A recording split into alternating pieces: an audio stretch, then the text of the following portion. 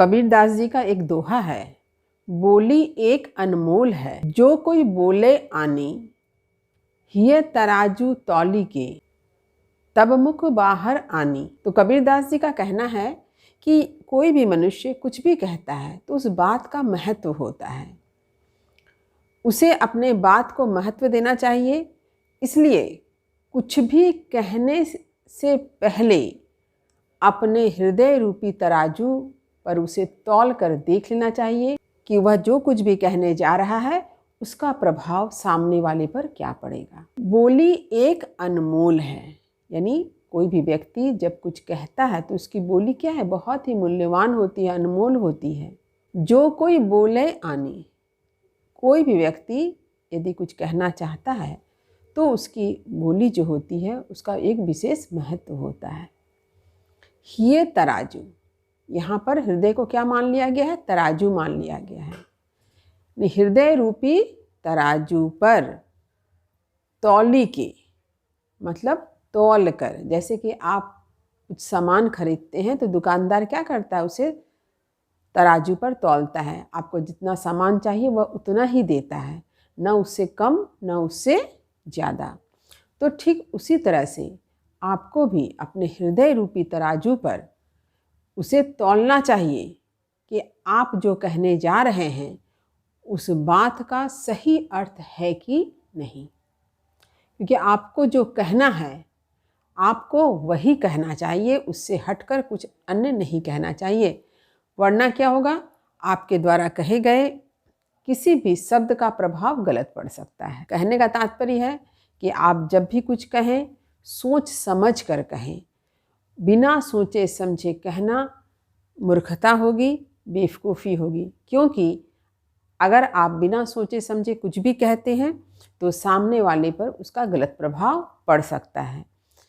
ठीक कबीरदास जी का एक दोहा है, ऐसी बानी बोलिए मन का आपा खोए, औरन को शीतल करे आपहु शीतल होए।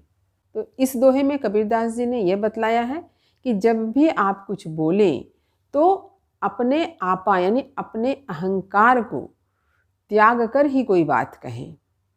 ऐसी बानी बोलिए मन का आपा खोए, यानी अपने अहंकार का परित्याग करके ही आप कोई बात कहिए जिससे आपको भी अच्छा लगे और सामने वाले पर उसका प्रभाव अच्छा पड़े। तो ठीक यही भाव यहाँ पर भी व्यक्त हुआ है कि बोली एक अनमोल है, कि आप जो कुछ भी कह रहे हैं आपकी बातें बहुत ही मूल्यवान हैं।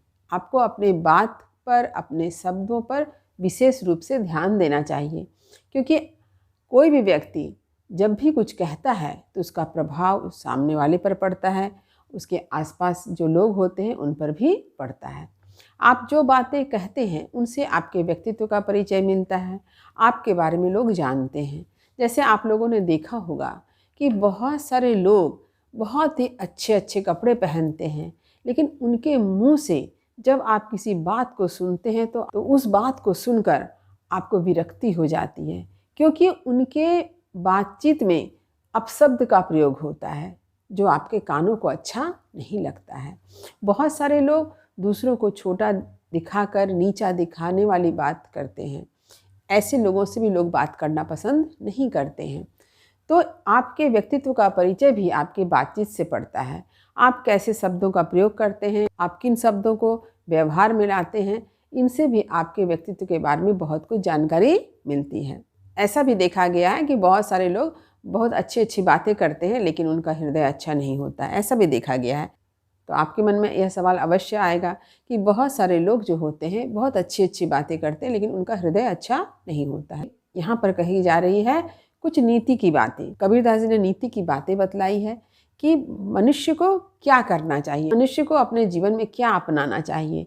इसी बात पर जोर देकर कबीरदास जी ने कहा है कि मनुष्य को कभी भी कोई भी बात सोच समझ कर करनी चाहिए, क्योंकि उसके बातचीत का एक विशेष महत्व होता है।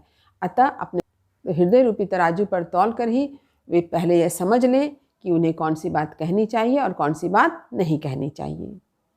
तो उम्मीद करती हूँ कबीरदास जी के इस दोहे का अर्थ आपको समझ में आ गया होगा। धन्यवाद।